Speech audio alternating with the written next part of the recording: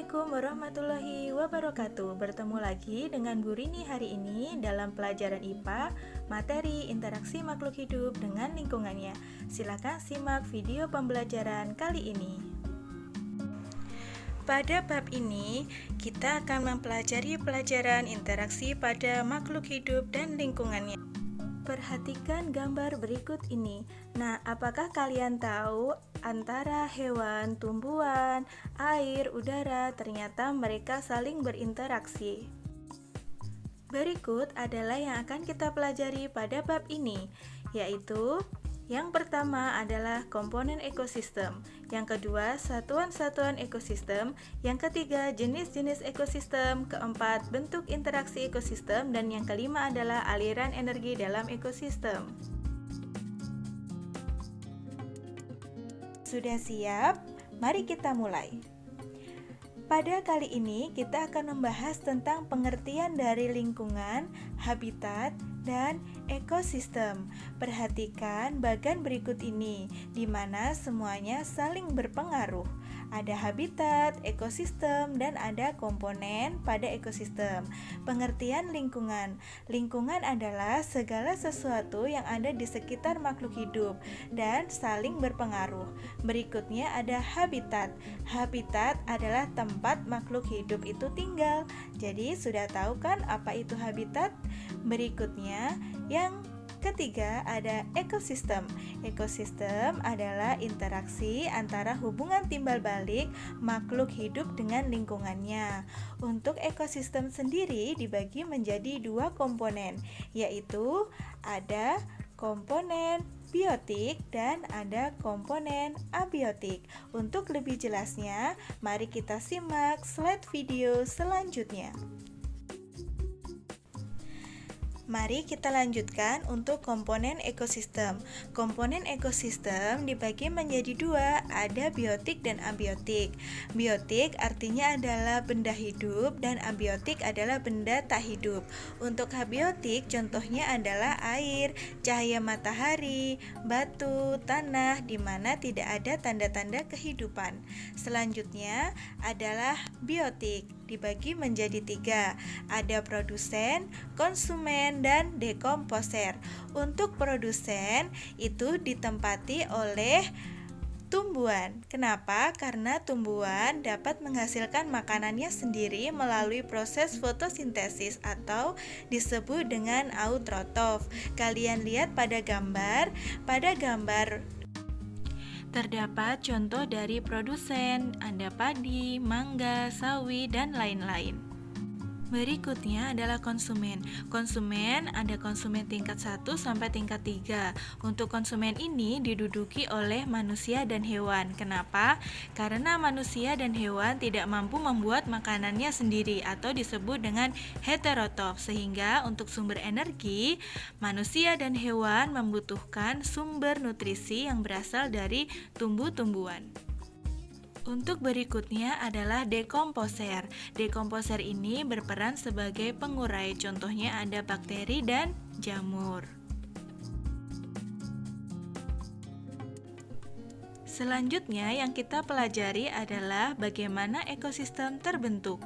Ekosistem terbentuk itu berawal dari individu atau organisme, populasi, komunitas, ekosistem, lalu terbentuklah biosfer.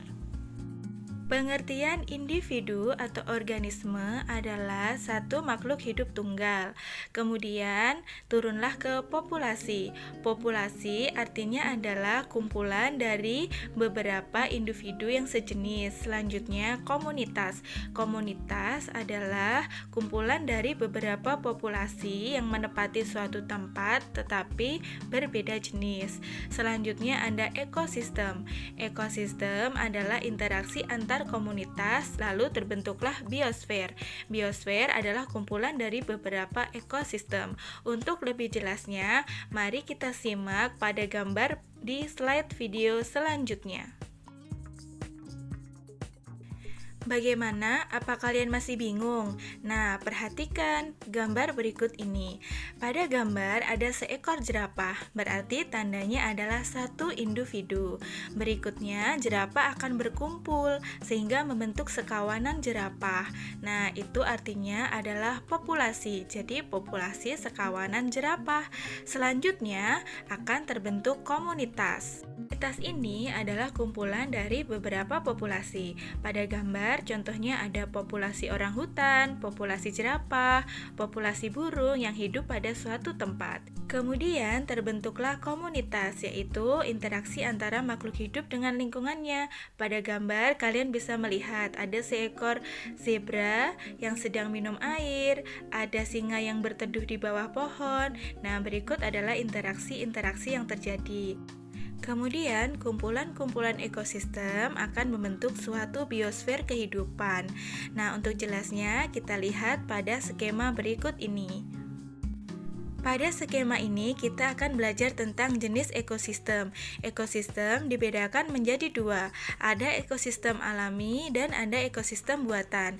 Alami contohnya ada hutan, danau, sungai, pantai, laut, gurun, rawa, dan padang rumput. Untuk buatan contohnya ada taman, kolam, waduk, sawah, atau kebun yang memang dibuat oleh manusia.